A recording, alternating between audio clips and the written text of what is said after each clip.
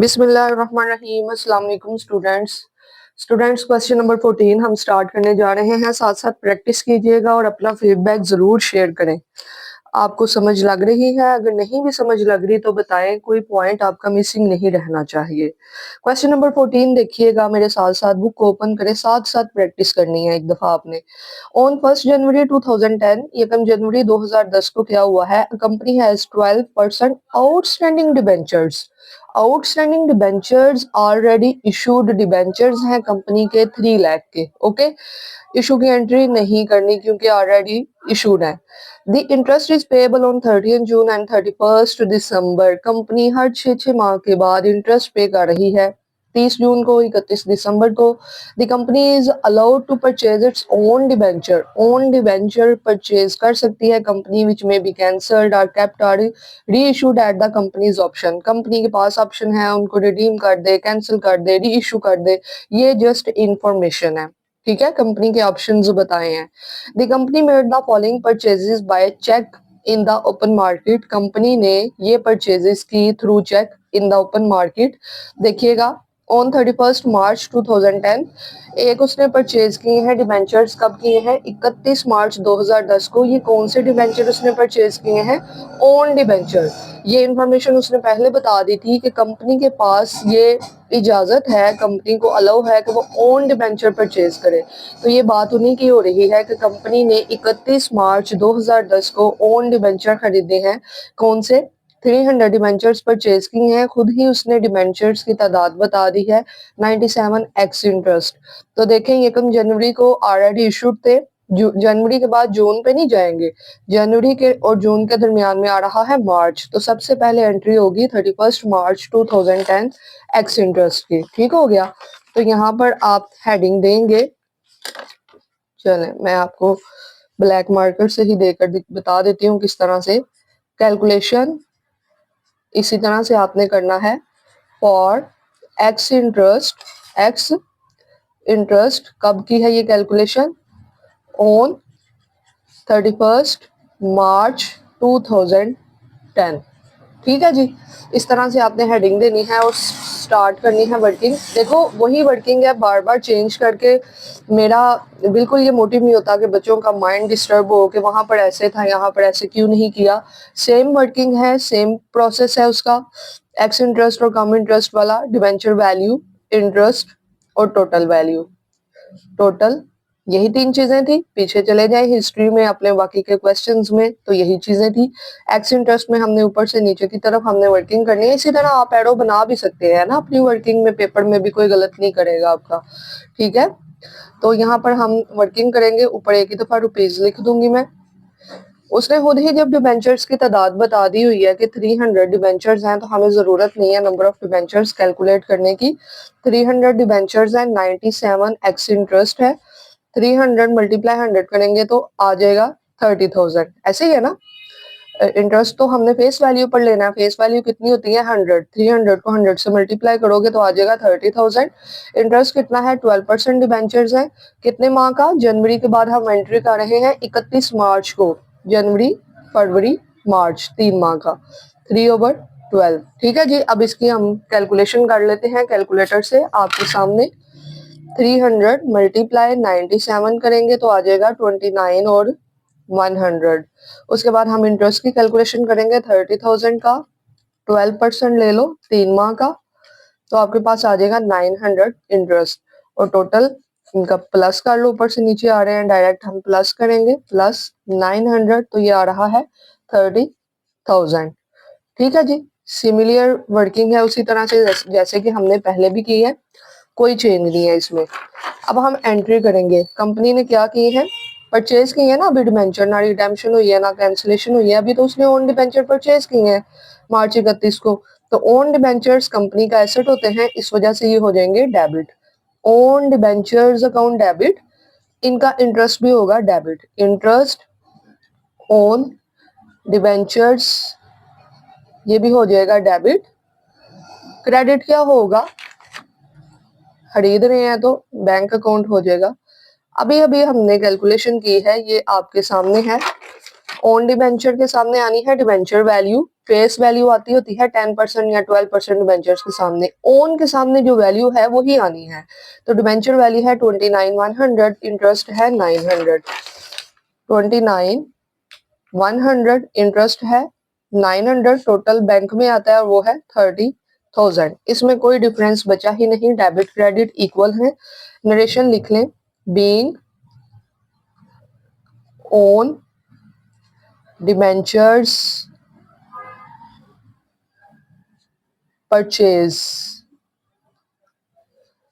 Purchased at 97x interest.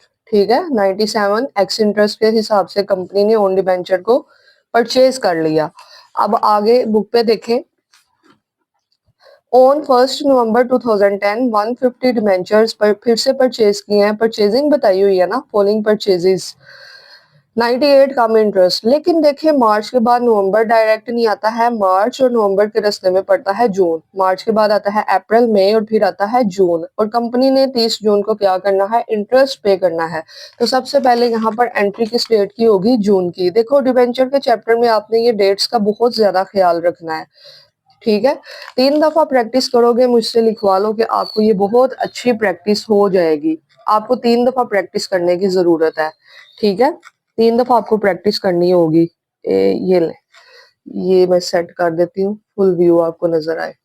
ठीक है जी, अब आपने करनी है कौन सी वर्किंग, 30 जून 2010 की। तो यहाँ पर आप हेडिंग दे दीजिए calculation for interest, calculation for interest on 30 जून 2010। कहानी को स्टार्ट से हमने देखना है कि कितने आउटस्टैंडिंग डिबेंचर्स थे कंपनी के, 3 लाख। बुक पर चेक कर सकते हैं आप, दिया हुआ है 3 लाख फर्स्ट लाइन में, जिसमें से ओन डिबेंचर कंपनी ने कितने कर लिए 31 मार्च को, ये हो गए ओन डिबेंचर्स, खरीद लिए ना कंपनी ने 30,000 के डिबेंचर्स, 300 डिबेंचर, ये ओन हो गए। अब अदर कितने रह गए, माइनस कर लें तो आपके पास जो अदर हैं वो रह गए 2,70,000। ऐसे ही है। ये जो ओन डिबेंचर है कब खरीदे थे, 31 मार्च को, मार्च का महीना एंड था। अब ये जून में हम करने जा रहे हैं तो मार्च काउंट होगा, खुद सोचें, नहीं होगा, क्योंकि 31 मार्च तक तो ये हमने खरीदे हैं, तो मार्च काउंट नहीं होगा। अप्रैल मई जून 3 माह का इंटरेस्ट लगेगा इन पर, 12% डिबेंचर्स हैं 3 माह के। ठीक है जी, बाकी के जो 2,70,000 है इनके ऊपर तो हमने ड्यूरिंग 6 मंथ्स कोई वर्किंग नहीं की, ये बस 1 जनवरी को इशूड थे, उसके बाद तो हमने इनका कुछ किया ही नहीं है। तो 1 जनवरी से 30 जून तक कितने माह बनते हैं, पूरे के पूरे 6 माह। ठीक है, तो इसकी कैलकुलेशन कर लें, 30,000 का 12%, 3 माह बन रहे हैं ये आया 900 रुपीज, 900 ओन डिबेंचर पर इंटरेस्ट आया 900। अब बाकी का देखें, 2,70,000 के ऊपर 12%, 6 माह का इंटरेस्ट, तो ये आएगा 16,200, 16,200। अब टोटल हमने इंटरेस्ट एक्सपेंस देखना है तो दोनों को प्लस कर लें तो आपके पास टोटल इसका आ जाएगा प्लस 900, 17,100, 17,100। ठीक है जी, ये आपकी इंटरेस्ट की। देखो अभी तक कोई नई चीज आई नहीं है, जो पहले 13 सवाल में था वही कुछ चल रहा है, वही वर्किंग है, वही प्रोसेसेस है। ठीक है, वही एक्स कम इंटरेस्ट है। तो बस आपने प्रैक्टिस करनी है, प्रैक्टिस कर लोगे तो ये चीजें मुश्किल नहीं है। Interest on debenture account debit हो जाएगा, interest on debentures bank account हो जाएगा क्रेडिट, क्योंकि इंटरेस्ट पे कर रहे हैं। और चूंकि ओन डिबेंचर पर भी इंटरेस्ट है तो interest on own debenture income होती है कंपनी के लिए, वो कर देंगे क्रेडिट ऑन डिबेंचर्स अकाउंट। देखो ओन डिबेंचर का इंटरेस्ट आया था 900, टोटल आया 17,100, और जो हमने दूसरों को देना है वो है 16,200। ठीक है, ये देखो 16,200 अदर पे है, 900 ओन पे है, और टोटल एक्सपेंस है 17,100। तो ये लिख दिया। अब यहाँ पर आपने लिखना है बीइंग इंटरेस्ट पेड, इंटरेस्ट पे कर दिया कंपनी ने। अब आएगी वो कम इंटरेस्ट वाली एंट्री, यकम नवंबर 2010 वाली, क्योंकि अभी दिसंबर से पहले नवंबर आता है, ठीक है। बस हमने डेट के हिसाब से, मंथ्स के हिसाब से चलना है। मार्च के बाद अप्रैल मई जून कर लिया, जुलाई की कोई एंट्री नहीं, अगस्त की कोई एंट्री नहीं, सितंबर अक्टूबर की कोई एंट्री नहीं, उसके बाद है नवंबर कम इंटरेस्ट वाली। तो अब हमने ये करनी है वर्किंग, और उसके बाद हमने करनी है एंट्री। कब करनी है? 2010 नवंबर 1 को ओन डिबेंचर खरीदे हैं, तो पहले मैं एंट्री लिख देती हूँ। वही एंट्री होगी ना जो ओन डिबेंचर खरीदने की होती है, ये वाली। ओन डिबेंचर्स अगेन कंपनी ने खरीदे हैं। ओन डिबेंचर्स अकाउंट कहाँ से पता चला? ये देखो, company made the following purchases, ये भी परचेजेस है, ये भी परचेजेस है, तो खरीदे है कंपनी ने ओन डिबेंचर्स, ठीक है। ओन डिबेंचर्स अकाउंट डेबिट, और इंटरेस्ट भी इसका होगा, इंटरेस्ट भी आएगा, इंटरेस्ट ऑन, सिमिलरली उस तरह से ही डिबेंचर्स अकाउंट डेबिट, और क्रेडिट होगा बैंक अकाउंट। इसकी नरेशन भी मैं पहले लिख लेती हूँ। बीइंग, मुझे ये 11 से 15 तक जो क्वेश्चन है पसंद ही बहुत है। ओन डिबेंचर्स परचेज्ड एट 98 कम इंटरेस्ट पर परचेज किए। देखो वर्किंग अच्छे से समझ लो, प्रैक्टिस कर लो, तो आपको भी ये ठीक लगेगा। अब यहाँ पर हेडिंग उस तरह से ही दे लेते हैं, मार्कर से आप अच्छे से दे लीजिएगा। कैलकुलेशन फॉर कम इंटरेस्ट की कैलकुलेशन करने लगे हैं।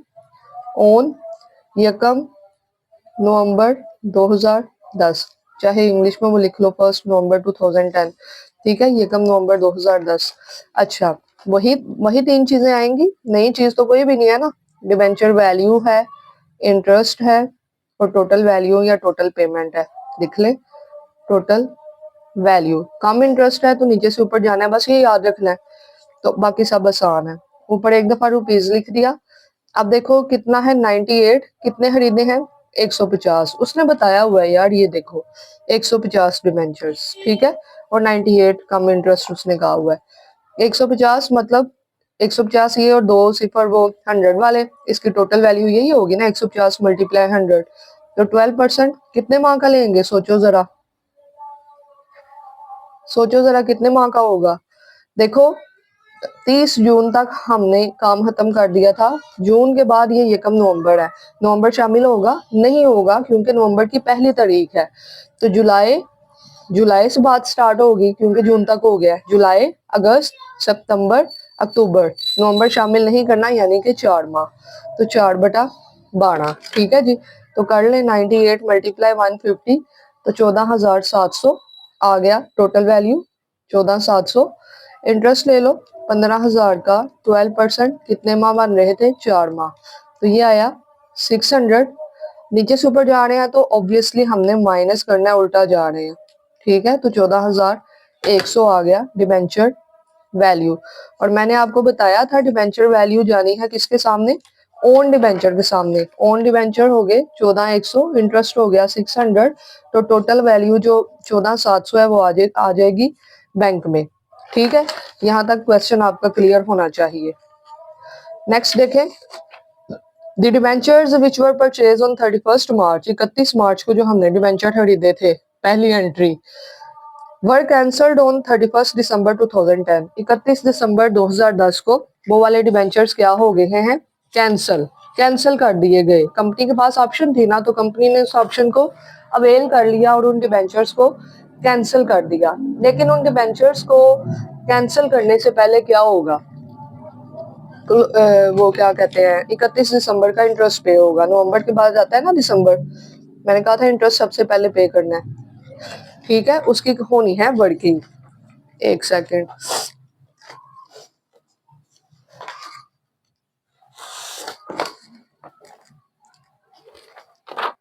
ये रहा पेज। किस चीज की वर्किंग करने जा रहे हैं? इंटरेस्ट की। कैलकुलेशन फॉर इंटरेस्ट ऑन, कब? 31 दिसंबर 2010 को। फिर से कहानी शुरू कर लो। 3 लाख आउटस्टैंडिंग डिबेंचर्स थे, जिनमें से ओन डिबेंचर्स हमने जो कि मार्च में लिए थे वो थे 30,000 के, और उसके बाद ओन डिबेंचर एक और थे जो 1 नवंबर को खरीदे थे, वो थे 15,000। देखो ये रहे 300 और 150, ये डिबेंचर की तादाद है। 100 से जरब दे लो, 300 जरब 100 करोगे तो 30,000 आ जाएगा। आप 150 जरब 100 करोगे तो 15,000 आ जाएगा। अब कंपनी के पास अदर कौन से रह गए? अदर्स क्या रह गया? 3 लाख में से लेस कर दो 30,000 भी और 15,000 भी, अदर रह जाएंगे 255,000। 255,000 इसके साथ हमने रुपीज लिखना है भाई। छोटी बातों का इनका ख्याल रखोगे तो फुल मार्क्स गेन कर पाओगे। अब देखो ये जो 30,000 के डिबेंचर्स थे, ये इसने मार्च में जब खरीदे थे, मार्च के बाद इन डिबेंचर्स के ऊपर ओन डिबेंचर्स पर इंटरेस्ट इसने कब दिया था? 30 जून को। इसके बाद इन डिबेंचर्स पर कोई वर्किंग नहीं हुई। उसके बाद तो 1 नवंबर की वर्किंग इन डिबेंचर्स पर हुई थी, जो हमने वो 15,000 खरीदे। ठीक है, 1 नवंबर तो वो वाले थे ना, यानी कि ये वाले जो 30,000 ओन डिबेंचर्स हैं, इनके ऊपर हमने जून के बाद कोई वर्किंग नहीं की है। ठीक है, तो इट मीन्स कि अब दिसंबर आया है तो इनके ऊपर कितना इंटरेस्ट लगेगा? 6 माह का। ठीक हो गया। अब ये जो 15,000 डिबेंचर्स जो है 150 डिबेंचर के हिसाब से, सॉरी 15,000 फेस वैल्यू थी, 150 जो डिबेंचर्स हैं, ठीक है, 15,000 जिनकी वैल्यू है, ये कब खरीदे थे? ये कब? नवंबर को। तो नवंबर शामिल होगा ना, नवंबर और दिसंबर 2 माह बन रहे हैं। समझ रहे हैं ना बात को? जब से खरीदे हैं तब से लेकर दिसंबर तक, 1 नवंबर को ये खरीदे थे तो नवंबर इंक्लूड होगा, 1 नवंबर है, और दिसंबर 2 माह। ठीक है, ये भी हो गया। अब ये अदर है, अदर के ऊपर हमने इंटरेस्ट कब पे किया हुआ था? ये देखो 30 जून को। 30 जून को इंटरेस्ट पे किया था अदर पर। इसके बाद अदर्स वालों पर कोई वर्किंग हमने नहीं की। तो अदर्स के ऊपर 30 जून के बाद से लेकर 31 दिसंबर तक कितने माह बन रहे हैं? 6 माह। ये यही गलती बस बच्चों से हो जाती है मंथ्स को काउंट करने में। लेकिन इस वीडियो को एक दफा देख के साथ प्रैक्टिस करो, 2 दफा और प्रैक्टिस करो, 3 टाइम्स प्रैक्टिस करोगे, आपको कभी भूलेगा नहीं।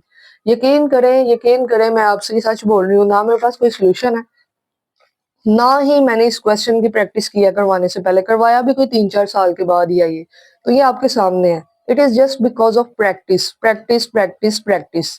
प्रैक्टिस करोगे आप मुझसे बेहतर कर सकते हो। ठीक है, आप मुझसे ज्यादा बेहतर कर सकते हो इंशाल्लाह, और आप कर लेंगे। आप इसकी प्रैक्टिस करें। अब आप कैलकुलेशन कर लें। 30,000, 12%, 6 माह, 1800। ओनली बेंचर्स भी आया 1800। अब 15,000, 12%, 2 माह, कितना आया? 300। कैलकुलेट कर लिया। 255,000, 12%, 6 माह, कितना आया? 15,300। अब करना कैसे है? बट ये तो हमने निकाल लिया। ओन डिबेंचर्स वालों को जमा कर लो। ये ओन डिबेंचर का आ जाएगा आपका इंटरेस्ट 1800 जमा 300। तो ये देखें 2100 क्या आया है? ओन डिबेंचर्स पर इंटरेस्ट आ जाएगा। ठीक है, तो यहाँ पर मैंने लिख दिया 2100। अब ओन डिवेंचर का और अदर्स का प्लस कर लो तो आपके पास टोटल इंटरेस्ट आ जाएगा। ये ओन का इंटरेस्ट है अलहदा अलहदा, ये इकट्ठा, हमें चाहिए इकट्ठा। ठीक है, अब हमने ओन डिवेंचर का और अदर्स का प्लस कर लेना है। 15,300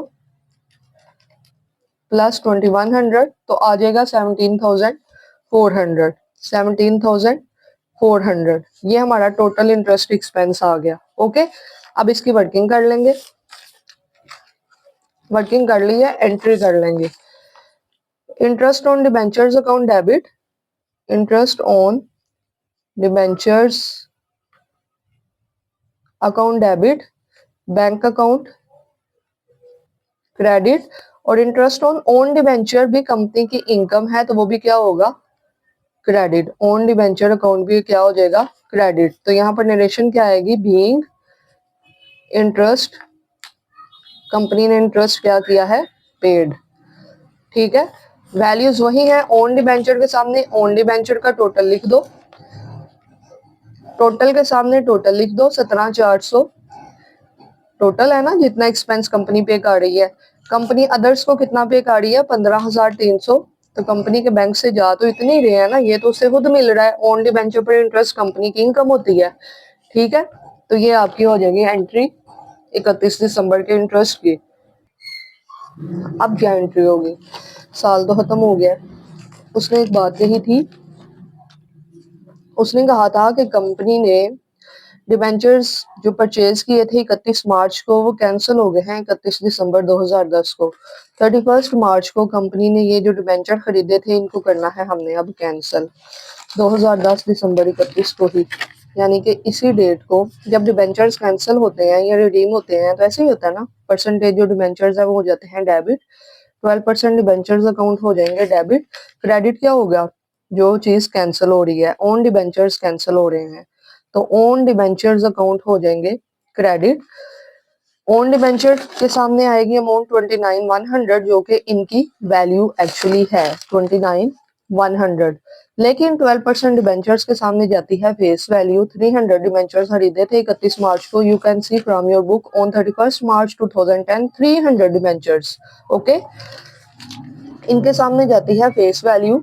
तो ये जो बाकी का डिफरेंस है 900 का, ये कहाँ पर जाएगा, 900 का डिफरेंस बन रहा है ना, ये देखिए एलो, ठीक है, इसको इसमें से माइनस करें, 900 का जो डिफरेंस है ये कहाँ पर जाएगा, ये जाएगा profit on redemption of debenture account. Profit on redeem हो या कैंसिलेशन हो तो जो डिफरेंस होता है वो इसको चार्ज होता है profit on redemption of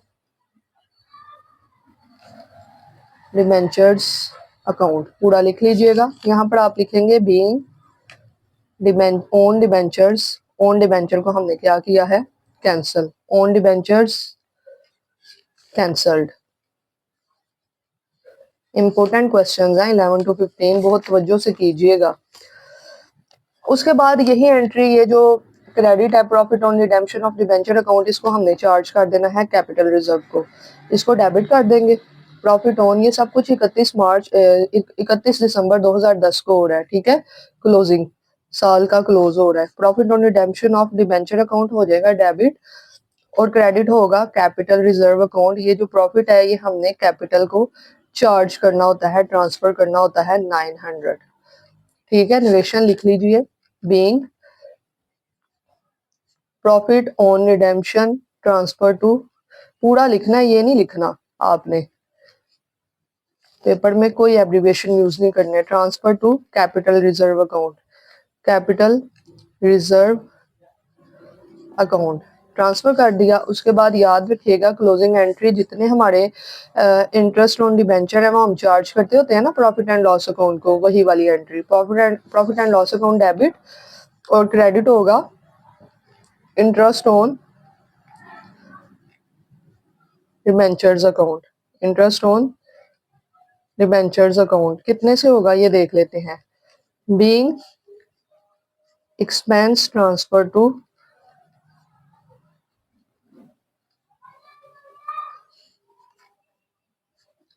profit and loss account, transfer कर दिया अपने एक्सपेंस को प्रॉफिट एंड लॉस अकाउंट की जानिब।